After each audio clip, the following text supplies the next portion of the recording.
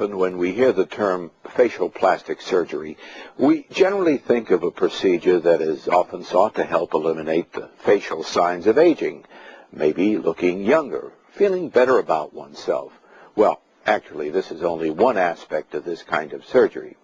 In addition, plastic surgery is beneficial in helping people return to a more normal lifestyle following accidents, other types of surgery, and even deformities developed as a result of having a stroke. It is a varied and it is an interesting field, and today on Research Report, we will explore the many faces of plastic surgery. Stay with us.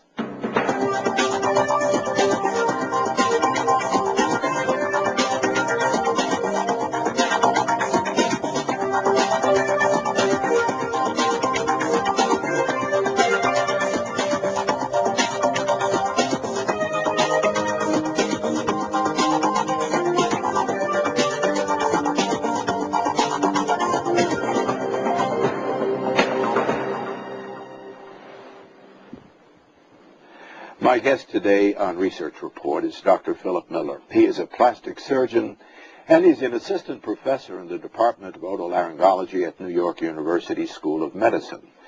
And if I understand it correctly, your specialty is dealing with surgery that is performed above the neck. That's right, facial plastic surgery. One of the more common things that occurs in people, and that has been not really resolved for a long period of time, is the frozen face that happens when something goes neurologically wrong. You've developed in that area a number of techniques with your cohorts. Tell us a little about what you're doing. Sure.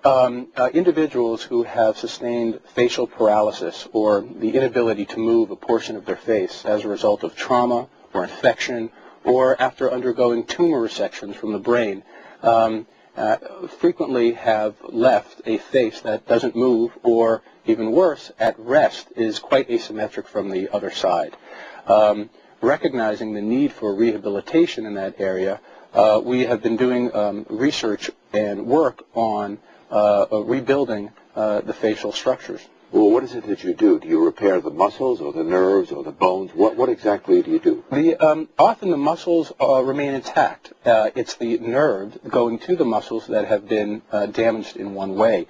The nerve carries electricity, if you will, from the brain to these muscles, and it's the electricity that doesn't seem to be getting to those muscles. Now, the face, let me show you here, Frank. The face has a variety of muscles, and they work in concert in a very complex manner in order to give facial expression. You contract the muscles around your eye and on the top of your brow to close your eyes. You raise the frontalis muscles to raise up your eyebrows. You contract a whole host of muscles in order to snarl. You use even less to smile. This is the rosaris muscle and the one around your mouth. And then several more muscles in order to grin or to pucker your lips. So the muscles here in facial paralysis are often intact. They're working okay. The problem is electricity from the brain is not getting to those muscles. Is that what happens in Bell's palsy and other nerve damages and so on? Now, that's a great question. We should make a distinction. Bell's palsy is often used by the public to describe facial paralysis. But in the medical field, Bell's palsy takes on a specific diagnosis. When you have facial paralysis, as I mentioned, it's due to trauma or infection or a variety of other insults to the nerve. But when we can't find a reason, when we can't find a tumor, when we can't find an injury, then that term we use to describe the paralysis is Bell's palsy. In the last several years, we've identified that that is actually an